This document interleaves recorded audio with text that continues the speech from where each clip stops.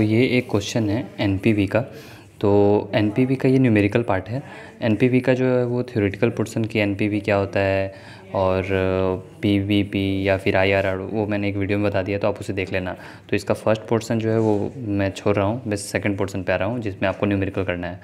तो देखो न्यूमेरिकल में जो है आपको क्या कंपेयर करना है कि प्रोजेक्ट ए और प्रोजेक्ट बी के लिए आपको एनपीवी निकालना है। तो इसके लिए आपको क्या करना होगा कि आपको एक ऐसा टेबल बनाना होगा जिस टेबल में बस जो है वो 2-3 चीज़ें ही रहेंगी, ज़्यादा कुछ नहीं है। फर्स्ट में आपको ईयर लिख देना है जैसा कि आपको दिया हुआ है प्रॉब्लम में। फिर पीवीएफ दिया हुआ है वो भी आपको लिख देना है, और इनफ्लो जो दिया हुआ है वो लिख देना है, और डिस्काउंटेड इनफ्लो लिख देना है। तो इसमें देखोगे कि आप प्रॉब्लम में जो है वो आपको पीवीएफ मतलब पीवी फैक्टर जो है वो एट 10% 1 to 5 ईयर्स के लिए दिया गया हुआ है। अब यहाँ पे आप प्रॉब्लम में देखो कि यहाँ पे जो है वो discounting rate at the rate of 10% आपको निकालना है, और उसके लिए 1 year to first year, second year, third year, fourth year, fifth year के लिए पीवीएफ आपको दिया हुआ है। और यहाँ पे ये जो दिया हुआ है वो क्या है, ये इनफ्लो है। सिमिलरली ये प्रोजेक्ट बी के लिए इनफ्लो है। तो अब हम लोग क्या करते हैं कि इसमें जो है वो क्या करेंगे कि यहाँ पे जो है वो इनफ्लो मल्टीप्लाइड बाय पीवीएफ कर देंगे, तो यहाँ हमारा डिस्काउंटेड इनफ्लो आ जाएगा। तो पीवीएफ इंटू इनफ्लो जो है वो डिस्काउंटेड इनफ्लो की हमारी वैल्यू आ गई पूरी। अब यहाँ पे जो है वो 4 साल के लिए जो है वो हमारा प्रोजेक्ट ए सिर्फ 4 साल के लिए ही है, तो इसीलिए हमने यहाँ पे 4 साल के लिए निकाला है। आप देखोगे कि यहाँ पे जो है वो चौथे साल के बाद 5वां साल यहाँ पे नील लिखा हुआ है, तो हम लोग 5वें साल के लिए जो है वो नहीं लिख रहे हैं। लेकिन अगर प्रोजेक्ट बी में देखोगे तो प्रोजेक्ट बी में आपको जो है वो 5वें साल के लिए भी मैंने लिखा है, क्योंकि वहाँ पे वैल्यू दी गई हुई थी 5वें साल के लिए। अब इसके बाद जब आप ये निकाल लोगे 4 साल के लिए डिस्काउंटेड इनफ्लो, तो फिर आपको इसका पूरा समेसन करना है। ओके, और समेसन करने के बाद आपको वैल्यू जो आ जाएगी, तो ये हमारा टोटल इनफ्लो हो गया।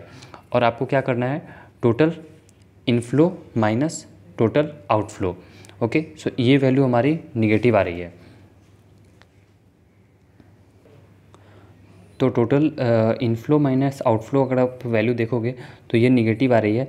तो फर्स्ट प्रोजेक्ट के लिए हमारी जो है वो नेट प्रेजेंट वैल्यू जो है वो आ गई। सेकंड प्रोजेक्ट के लिए अगर आप देखोगे तो सेकंड प्रोजेक्ट के लिए हमारी जो है वो ये सिमिलरली यहाँ पे भी वही मैंने किया है। एनपीवी की वैल्यू पीवीएफ की वैल्यू जो है वो सभी ईयर के लिए सेम ही है, मीन्स जैसा प्रोजेक्ट ए में वैसा ही प्रोजेक्ट बी में, और दोनों का 10% पे ही है। ओके, सो जो टोटल डिस्काउंटिंग इनफ्लो आ गई, तो दोनों केस के लिए जो है वो हमने इनफ्लो और आउटफ्लो निकाल लिया।